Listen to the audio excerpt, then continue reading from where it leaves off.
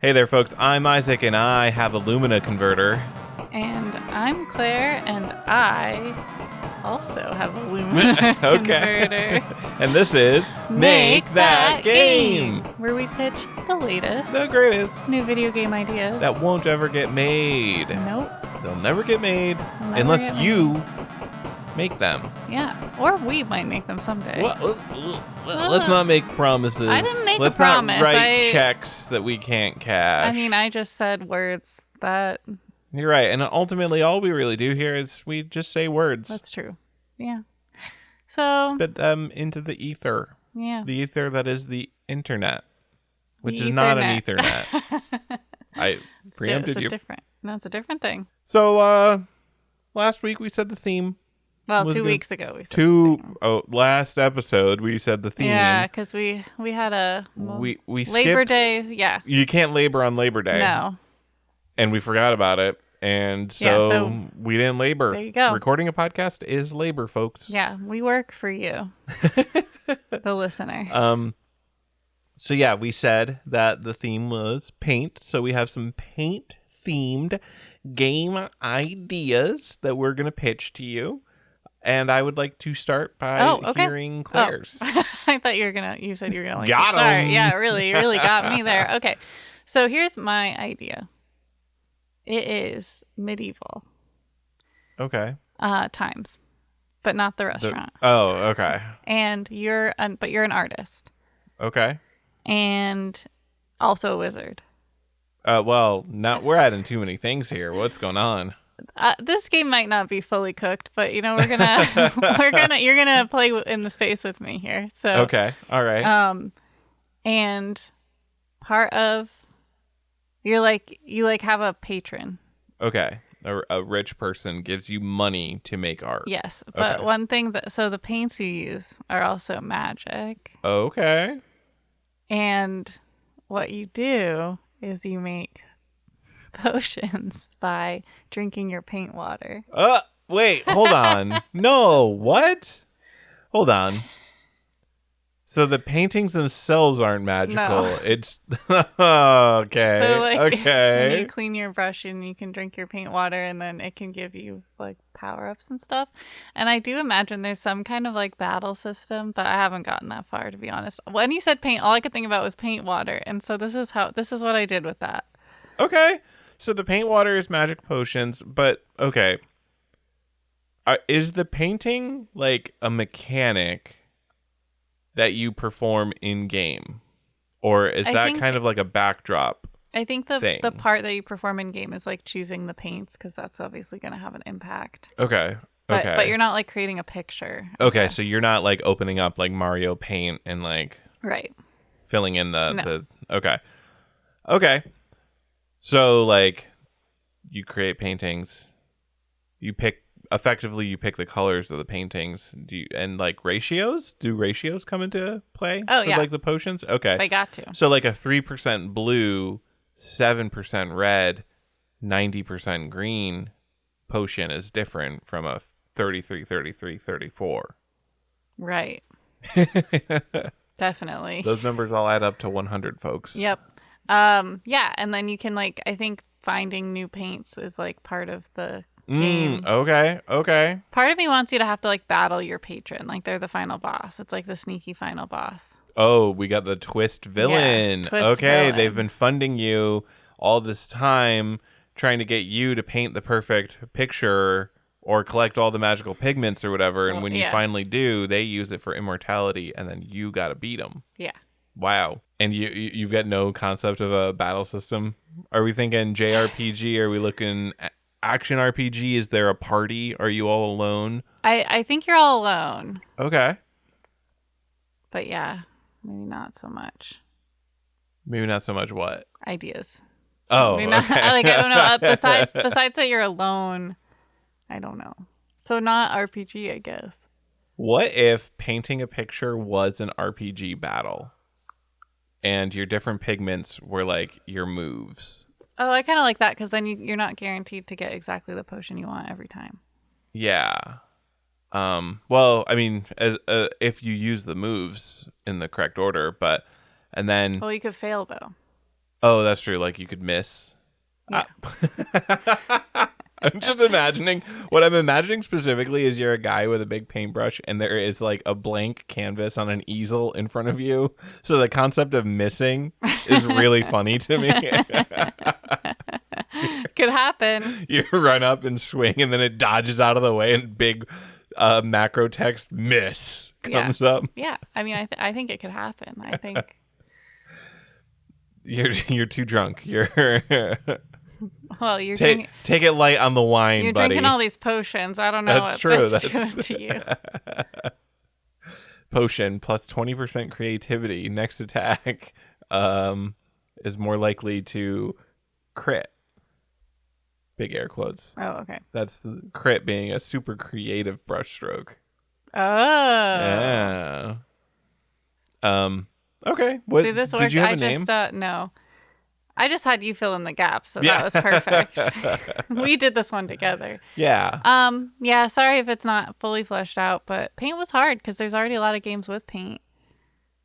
Yeah, I mean, you could go the Claire Obscure route where paint is just It's like the completely the backdrop. Yeah. Or you could go the Chicory route where paint is the thing. Yeah, Chicory is definitely a paint game. Or you brought up Splatoon. Oh, Splatoon was like an idea. Yeah, I kept thinking of Splatoon. My game idea has nothing to do with Splatoon. No, I figured. I've already pitched Splatoon on this I was podcast gonna before. say, we have had that, yeah. Wasn't mine like ice cream or something? It was Splatoon, but ice cream. Sounds about right. Oh, yeah, because ice cream was the theme. Yeah. But I'm not going to do it this time. Oh, okay. Yeah, I guess I should go into what I think it's time to hear your paint game idea. I was just waiting for you to like segue me. No, I did. That was me segueing you. I was talking about you bringing up Splatoon. I did that. All right. So my game idea is a real-time strategy game. Big shocker. I never do those. But the resources that you collect are paint. You collect paint. Instead of picking up fruit, well, I guess fruit pigment would be. Real-time strategies have you pick up fruit? Yeah, you played Age of Empires. Yeah. The berry bushes? Oh. The farms? Okay. Yeah. This is an integral part. I just thought of that as like representative of nutrients. I wasn't really thinking of it as like an actual object.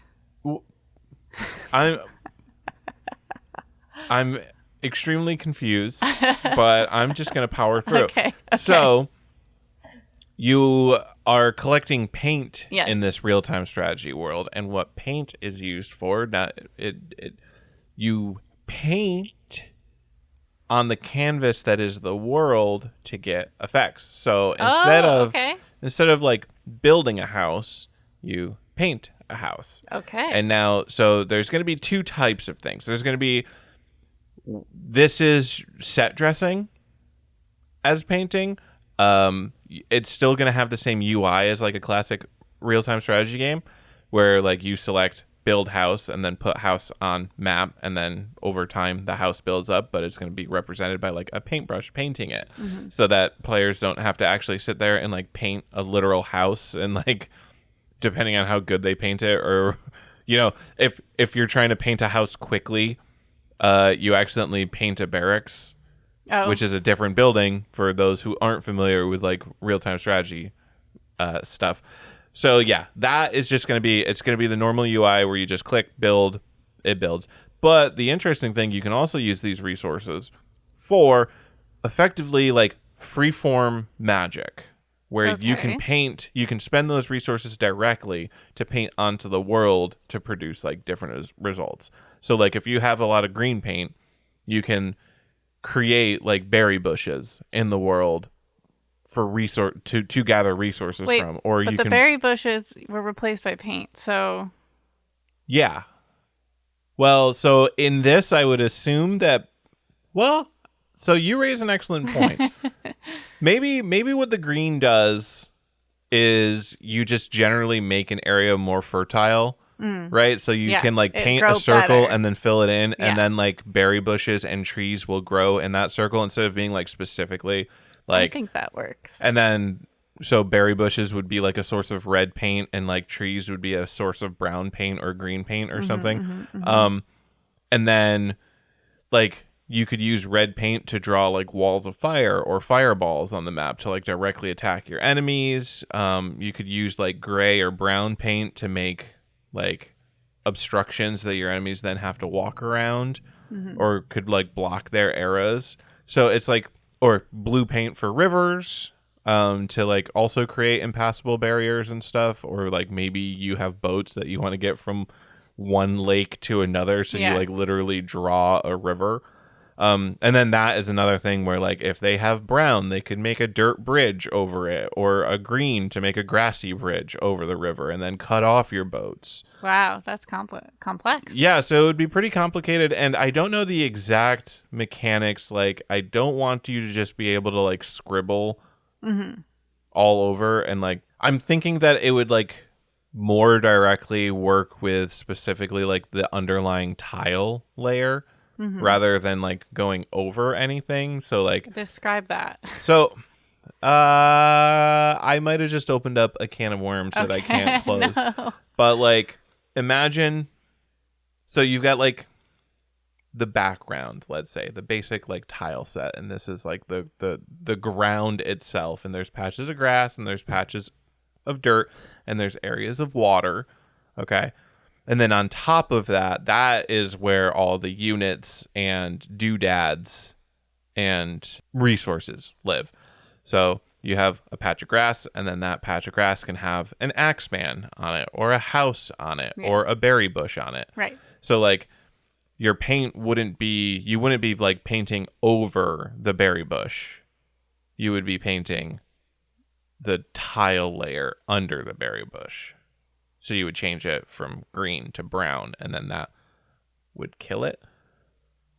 Why would you want to kill it? To deny your enemy resources. Oh. And then that's where it comes into, and then you paint your brown areas green, so a tile would have like some kind of type associated to it, like dirt, desert, grass, water, rock. Right? And each one of those would have like kind of different attributes. So like water would be impassable, but you can shoot an arrow over water, and boats can go on it. And rock would be impassable and block arrows, and boats can't go on it. Right? And then dirt would be like nothing grows on it. Grass would be stuff can grow on it. Or maybe dirt is just completely generic, and then desert is nothing grows on it. Okay. And like that's like yellow pigment. What was I answering? Like, so I'm playing the game. Yeah. I want to change an enemy's grass to like dead or whatever. Yeah. What do I do? So you select yellow paint, and you click on and then you draw on the area that you want to turn. Okay, so you're drawing over it visually. No, because you're directly changing like the underlying tile. So if there was a house. No, but you just said you draw over it. You just said that. You just said you draw over it. Okay, all right. I think we got to move on. We're getting bogged down in the weeds. I don't think that I can describe this effectively. I'm trying to understand, because like what I'm picturing is it looks like MS Paint. All right. I'll let you. I'm sorry. I'll let you be free of this discussion. Yeah. I've got. Speaking of discussions, I've got a doozy of one to go through today. So like we can't get me bogged down in the details this early. True. Okay, so we got that part of the game. What else do you got? Oh, that's it. Oh, that's it? Yeah. Okay. Real-time strategy paint war. Yeah. I like it. I don't have a name for it. I mean, I like the concept. I got to see what it looks like. I get to see what it looks like. It's called Claire Obscure Expedition 32, the big army one. Okay. Because you're invading the Claire Obscure army one. With all the people, and that's why it's a real-time strategy, because you've got a whole army. Incredible. Okay, well, then, yeah, for today's discussion, so usually we stick to being a video game podcast, but there have been times when we've deviated from that. Once I talked about escape room game design. Mm-hmm, That was mm-hmm. fun. I believe we talked about board game design I think so. a few times. And maybe specifically translating like why board game versus computer game, or like why Right. board games don't necessarily make good computer games. And but I think, and sometimes we've pitched games and I've said, I think that's a board game actually. But so today Isaac's going to bring us not a board game, because I'm not having that discussion today. But he's going to talk about Horus Heresy, which is Warhammer tabletop RPG. This is going to be, no, it's not a tabletop RPG. It's a tabletop war game. Oh, sorry. Yeah. You're right. No, you're right. And That I will this is completely going to be concede. I'm going to come across as a raving lunatic. This is going to be such a rant, but I promise you this, I have points specific, like, yes, this is a tabletop war game, but it is a broader game design thesis that I'm building here, right? So, to give a little bit of background, Horus Heresy, Age of Darkness rule set is a tabletop war game. You build and paint little miniatures, and you battle them using a rule set that involves rolling dice, etc., etc. But at the end of the day, it is a game. Therefore, it has game design.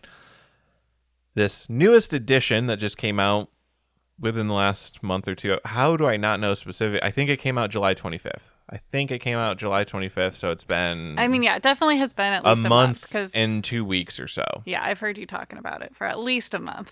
And this new edition has made some, what I believe to be game design mistakes. So, little background. Ultimately, this game is about standing in circles to score victory points. Whoever has the highest amount of victory points at the end of the game wins. Standing in circles is just the primary method of which you gain victory points.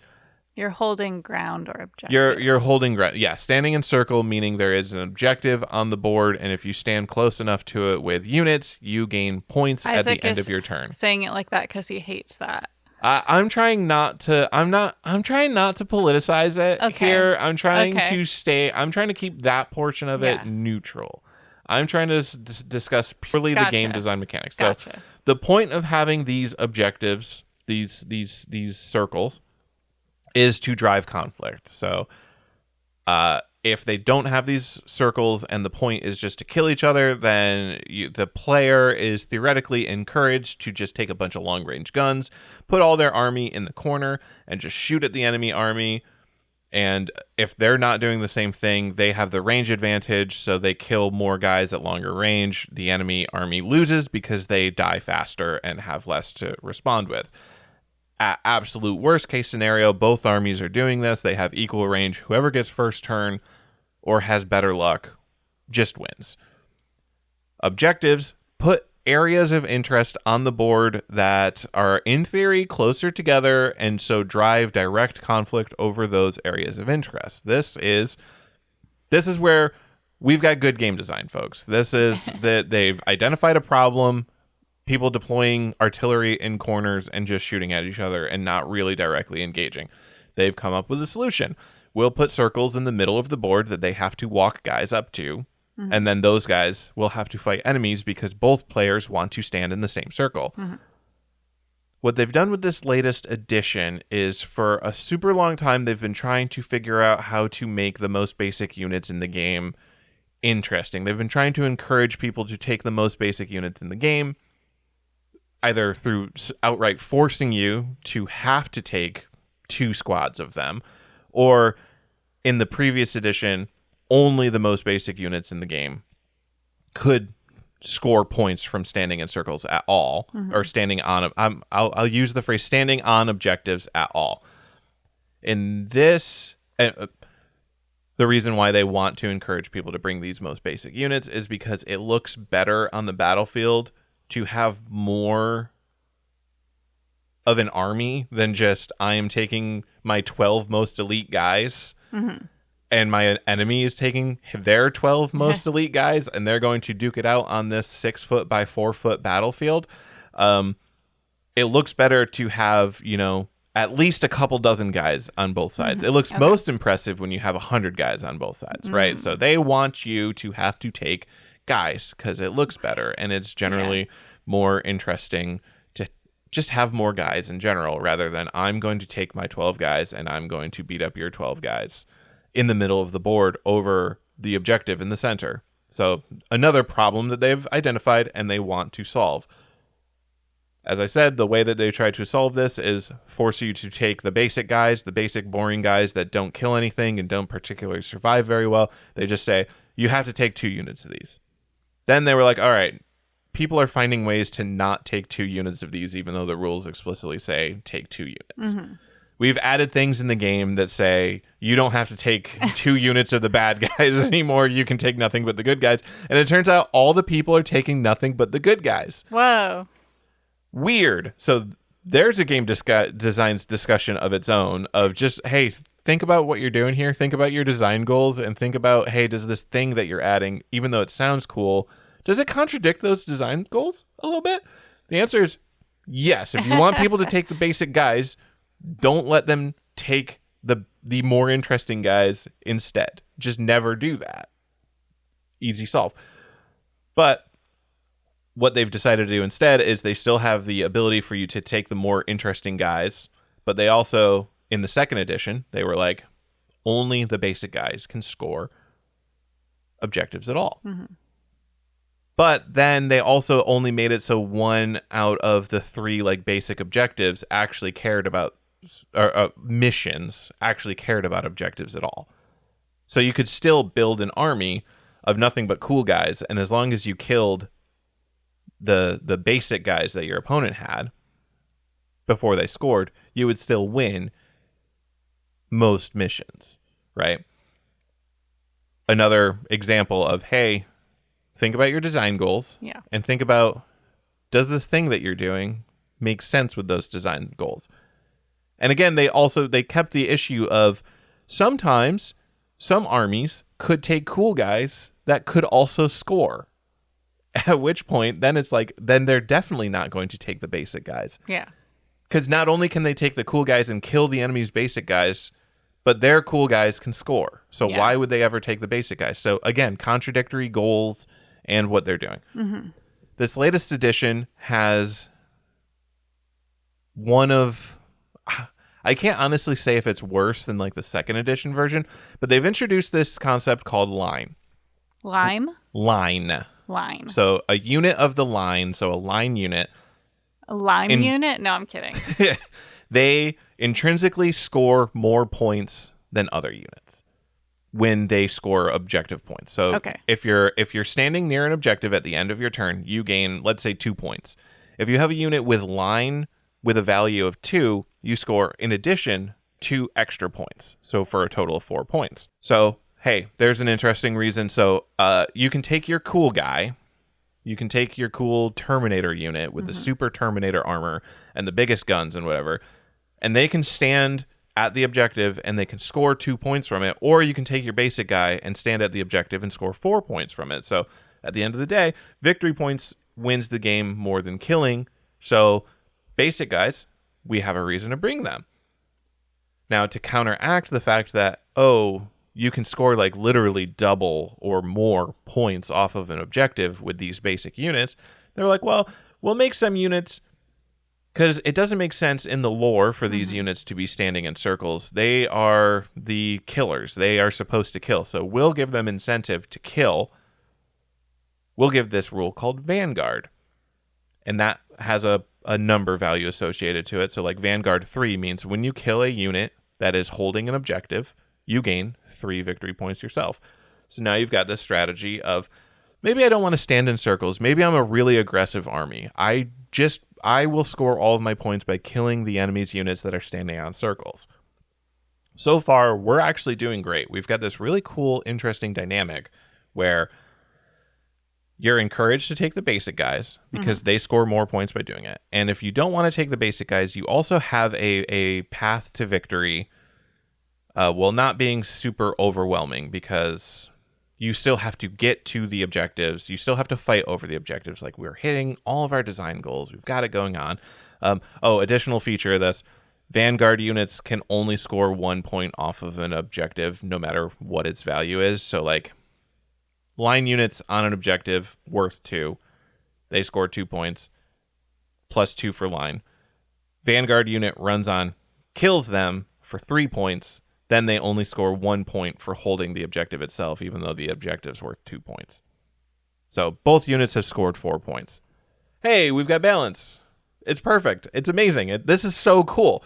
We've designed a really good system here. Mm-hmm. And then in addition to this, they also have the idea of support units. So these are intended to be like long-range units that aren't supposed to hold ground, but they're also not supposed to be rewarded for killing directly. Like, they're just too good at killing to give a direct reward for killing with them, right? Okay. So they have special rules that limit the amount of points that they can score off of objectives as well. Interesting dynamic. We've built it. We're good.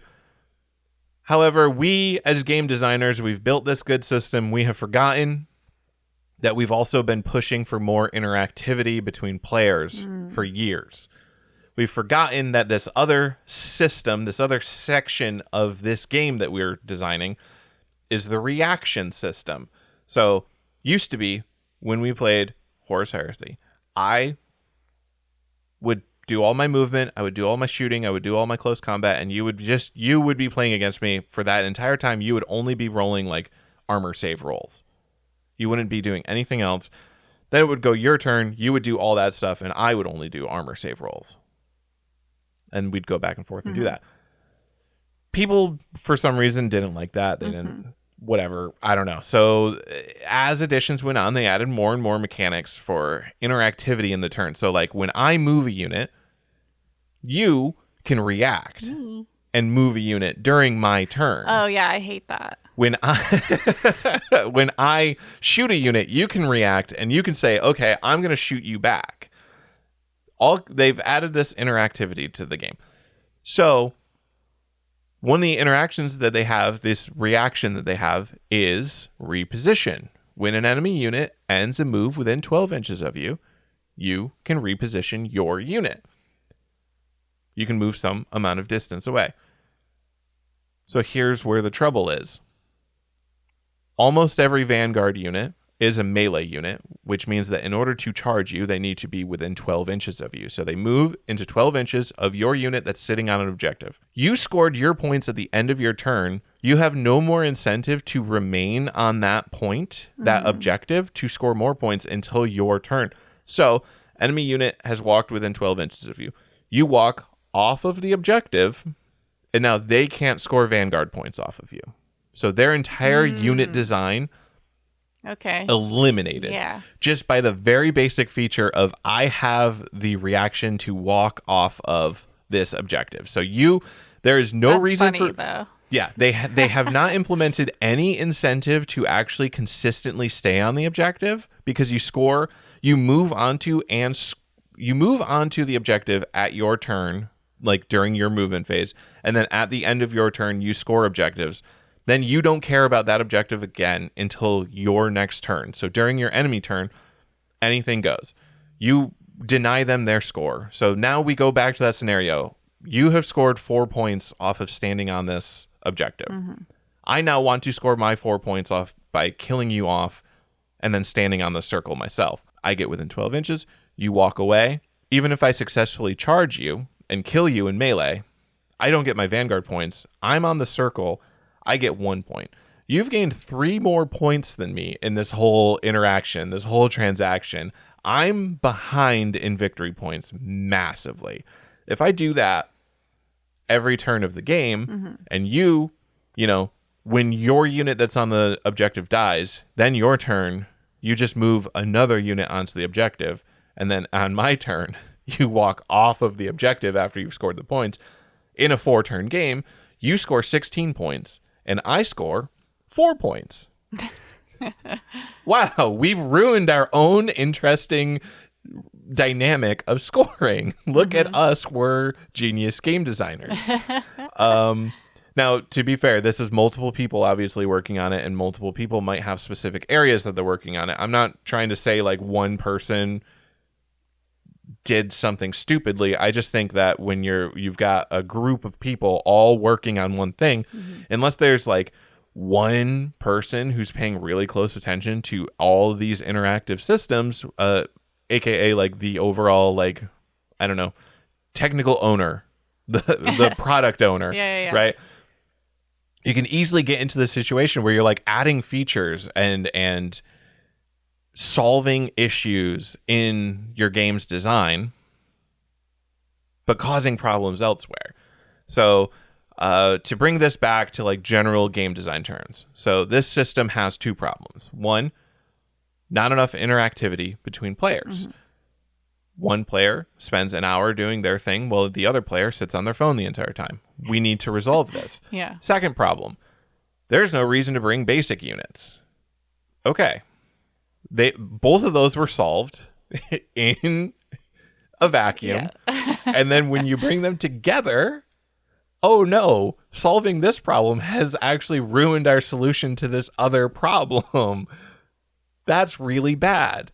And so that's the game design takeaway here. Like, you've got to be aware of the big picture. You've got to think about all, like, every time you add a feature or solve a problem, you have to run the gamut of the rest of the game and go through and like think about the implications, like the butterfly effect of what's going on. Like it doesn't, I'm going to add a reaction system to my turn-based game. Okay, what else does that affect? What if you let an enemy react to like every move that you're making, does reacting then become better than acting, right? A question. Like, is it worth acting at all when you're just going to be able to react to everything that your opponent does, possibly in stronger ways? Like, this is not in Horus Heresy terms, but I'm just thinking like, if you're making a turn-based strategy game, video game, like, these are like the kinds of things that you have to think about. I mean, you know about how I feel about reaction. Yeah, no, I mean, you've said it here. Like, you don't like them. You don't like the fact that you can get shot at. Yeah. When you're like moving, right? Because like in Age of Sigmar, one of the reactions is I shoot you in response to you moving. Right. And your army doesn't have any shooting. Right. So like, well, and so that's another thing with, I mean, now this is too broad, but like with the game design, I think of specifically wargaming in general.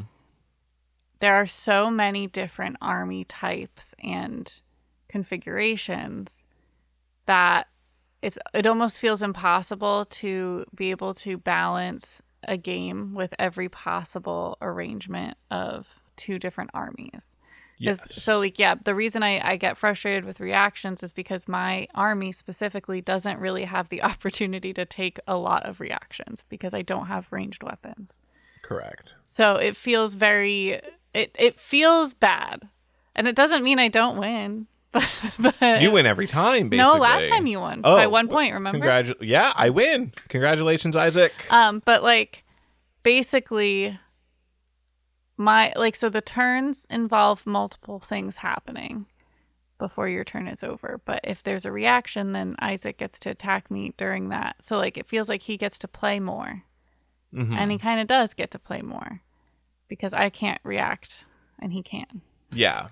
So that's part of it. I mean, this is a different game, but yeah, I think that reactions are kind of tricky. I almost, I guess we'll catch it on tape for this because I'm usually not a big D&D fan in the sense of its game design compared to other RPGs, but I do think their reaction actions are pretty good.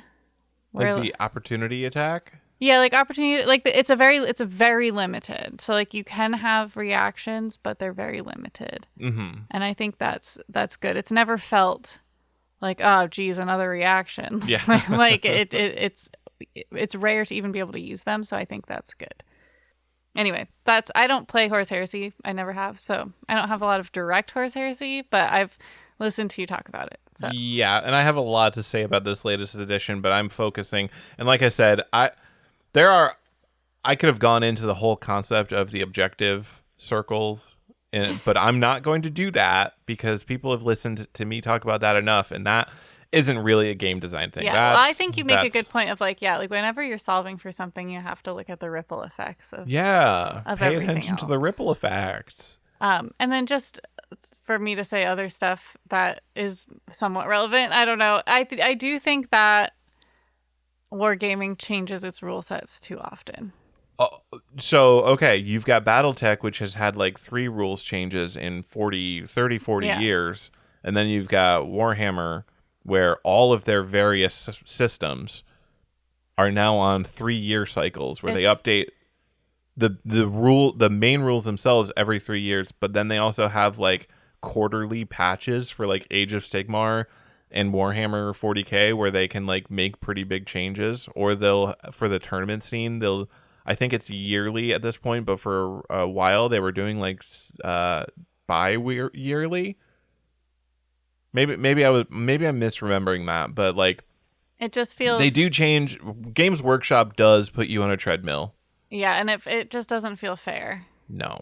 And you have to pay for all these. Well, yeah, but it's also from a tournament perspective. Like you have to learn the new rules if you're even a little bit more than Speaking casual. of, I have a tournament tomorrow, and I don't have the latest like tournament rule book at all. But you're gonna do it. I already paid for tickets, Alrighty. so I'm gonna do it. All right. Tell us about the rapid fire round. Okay, well, the rapid fire round is where we generate 3 random words. We come up with a game based on those 3 words, and we come up with a gameplay loop and a name for that game, and then we all have to do it. We do it all We both have to do in it. 5 minutes, and that's what we're gonna do right now. All right, and I'm gonna start the timer in 3, 2, 1, go. Okay, our words are crash, filter, spare. Filter F or PH? F. Okay. What were the... Wait, oh, you're showing me. Crash, filter, spare. Okay. So I believe filters are something that you can find in cars. Yeah, they are. And spares, cars can have spare parts. Spare tire, spare parts. And crashes, cars can engage in. Is this a demolition derby game? Okay. Is this a demolition derby game? I don't think we've ever pitched a demolition derby game. No, we haven't. I don't in think like so. 4 years of podcast. You customize your car, you smash it up, and you also like buy spare parts.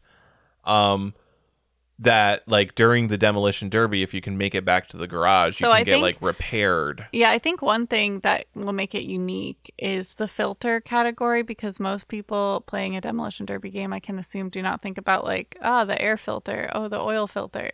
So yeah, those are important parts of cars. I think. I wonder if those have enough of a short-term impact where like if your filter gets smashed during a demolition derby, is that something you need to trade, or is that just one of those things where it's like, you know, if you drive on it for the next 5,000 miles, you're gonna have big problems? Can a filter get smashed?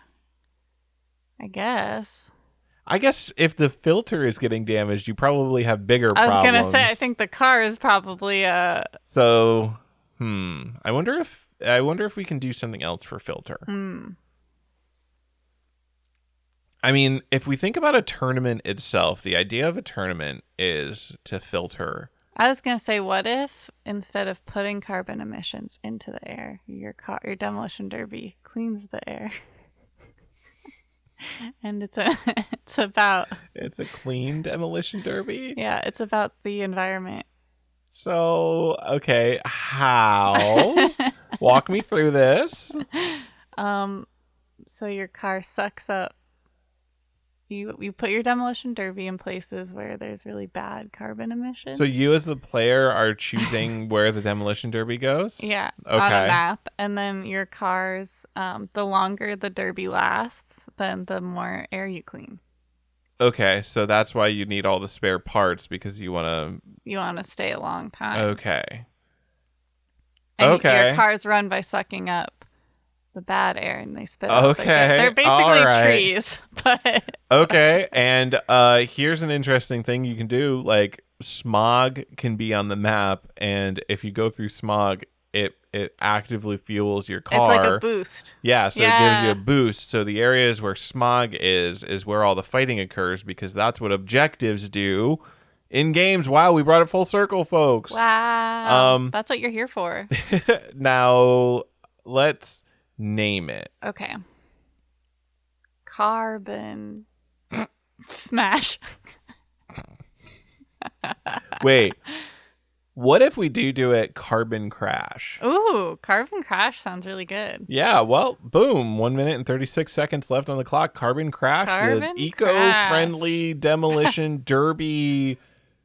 Yeah. I think it's great. What's the term? Iron Man game. Iron Man. That's where you're trying to last the longest, I think. All right. I'm starting again in 3, 2, 1, go. Okay, we have adventure, qualified, canvas. It's like it knew we had paint as a theme. Oh boy. Okay. Well, canvas is also a material type, so there's, Yeah, you can make tents out of canvas. Yeah. Qualified. Bags. Okay. I'm thinking that this is kind of like.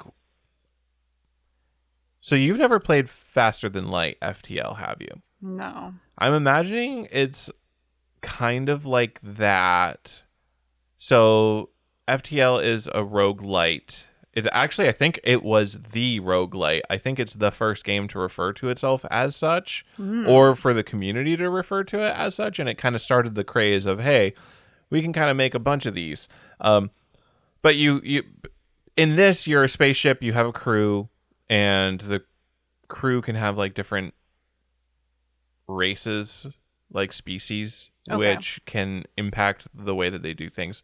I don't think it goes any deeper than that, but you click nodes on a map, and then the nodes have an event, which is often, but not always, like a battle or a merchant, right? Okay. So it basically is a pop-up. It describes what's happening, and then you can play out what's happening. So if it's a shop, it opens up a shop window. If it's a battle, it gives you the battle scene. So what I'm thinking is kind of like that kind of setup. You're going on an adventure. It's not in space. Okay. Which is why canvas is important, because the canvas is representing the supplies here. Yeah. So you have to bring enough tents.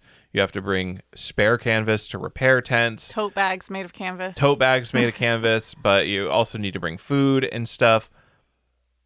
And you also need to recruit qualified candidates. So like this is like the FTL crew that I'm referring to, only instead of like having different species with different like benefits, like they have, let's call them day jobs, right? This is an adventure. So like an office worker, and then you look at the list. So you have to recruit people for this like adventure that you're going on that you think will be helpful. That's like Sims 2 Castaway, the Wii game I was telling you about. Yeah. I'm actually, have you ever heard of the mental puzzle of like, oh shoot, now I forget the setup, but like you're crashed.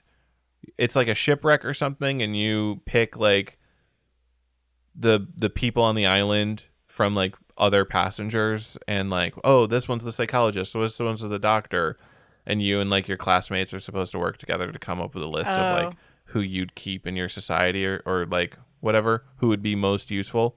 It's familiar. I never did it. It's been obviously decades for me, so I am only vaguely remembering Decades? it. If this sounds familiar to you, email us. More than 1 decade? Okay. Anyway. Yeah. 2 decades ago would have been like 15, 16 for me. That's so true. It can be multiple decades. Nope. Weird. So anyways, that's the game idea. Okay, so we gotta name it. We gotta name it. Expedition 32. No. The canvas one. Weekend away. Weekend away? It's just a little weekend trip through the jungle? Okay. Weekend away. I like sabbatical. to, if you say it. Okay. Because you said they have day jobs. That's what I'm leaning on here is why. Yeah, I'm okay. Okay. So, no, I know there's no battling. So okay, no, that's a good name for the future, though. Yeah, when put we that can in fit the it back in. of our pocket. Okay.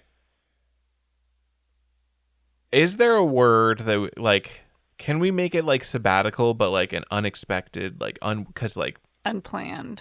Oh no, but if it's unplanned, then you wouldn't have the resources or the ability to choose qualified people. Okay. Expedition extra expedition. Survive it now. Survival time. I'm gonna go with it. Survival time. Did we have like 1 second 30 left? seconds Okay, left all on the right. clock. Survival time. There we go. We got it. We got We it. did it. That was a great name. Last one. Definitely. Starting in 3, 2, 1, go. The name is Expedition 32. The random No. one. Mobile Okay. appointment protection.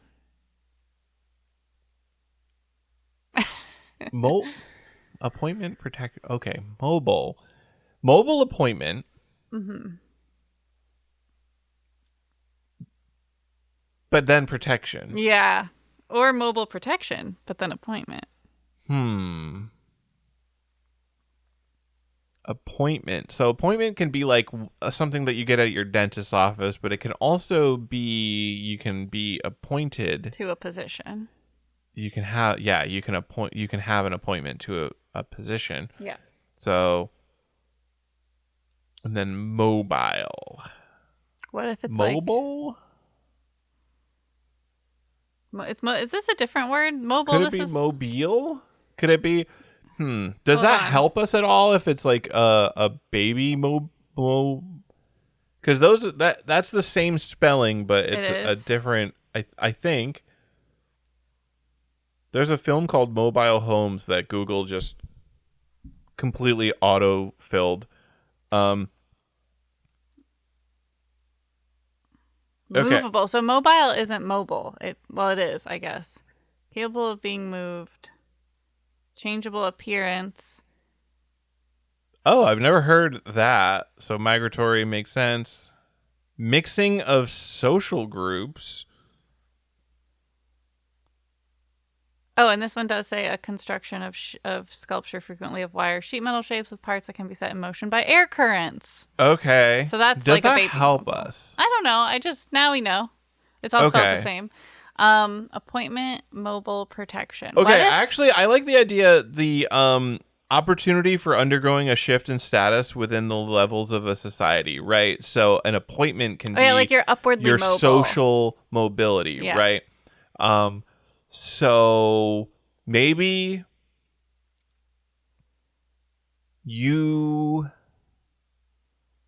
either a noble or a noble's bodyguard, right? So you can look at it two ways. I'm not sure which one would be more interesting in game, but I guess if you're the noble, why you don't have that much incentive for moving people up in society. I was gonna say, yeah, you gotta. If you're the bodyguard, so you protect nobles, and it raises the ranks, and until you become the bodyguard of the king. Okay. So you use upwards mobility. You start by protecting like street merchants from like street thugs, and then you're like protecting like the king himself. And then the final moment of the game, you can choose to kill the king and become king yourself or not. Okay, so a big choice-based game. Cool. We're going to call it Protect to Win. Yo, if it's a mobile game, ooh, and then that's kind of a play on pay to win. Ooh. I like the idea that it's also a mobile game. I think that's fun. So if it's a mobile game, then we can have the idea of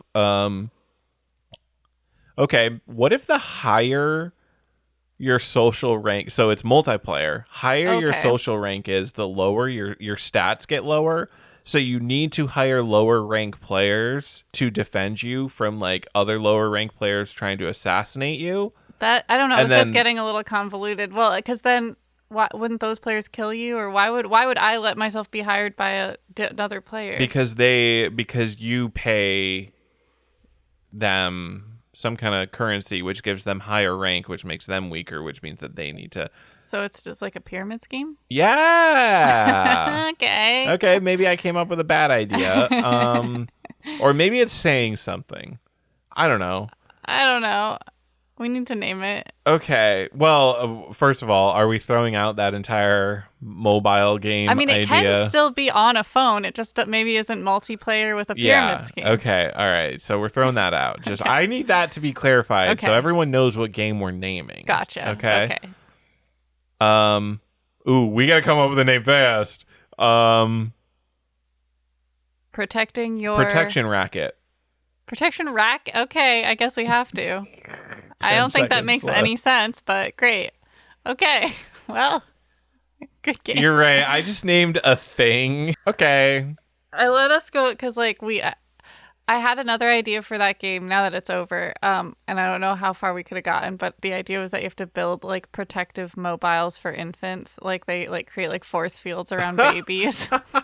That was where my brain was going. Okay. But you had already gotten pretty far, and I liked where you were going. But I just wanted to put that in the ether there. Yeah, no. I think I like that idea better, but actually. I didn't have appointment in there at all, so. Oh, yeah. Well, because did we really have anything in there at all? listen. Here's what's going on. We're actually retroactively going with your baby idea. And the force fields. So you build the force fields. It's basically a tower defense, right? So monsters come at the baby at night. Yep. And if the baby gets injured, then you make doctor appointments to heal them better. Okay. And then you do the baby. To be clear, the baby cannot die. That would be too dark. No.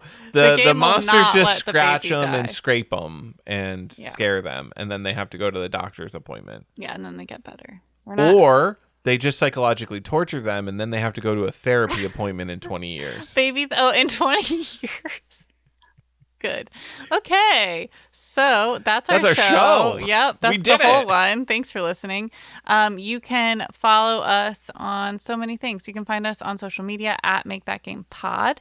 You can email us, makethatgamepodcast@gmail.com.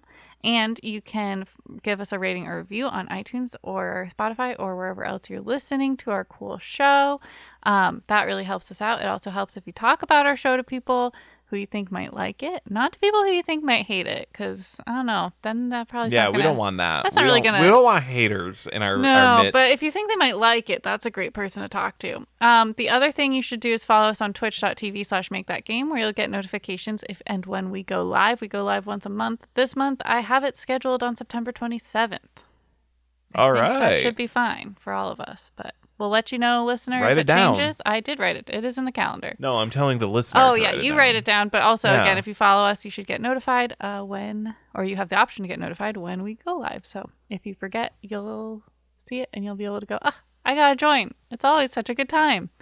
Otherwise, if you heard a game today, I'm thinking especially that last game we came up with. You know, I'm sure a lot of people are really jonesing to play that one. So the baby game? No, the one that we named. The protection racket. Oh, yeah.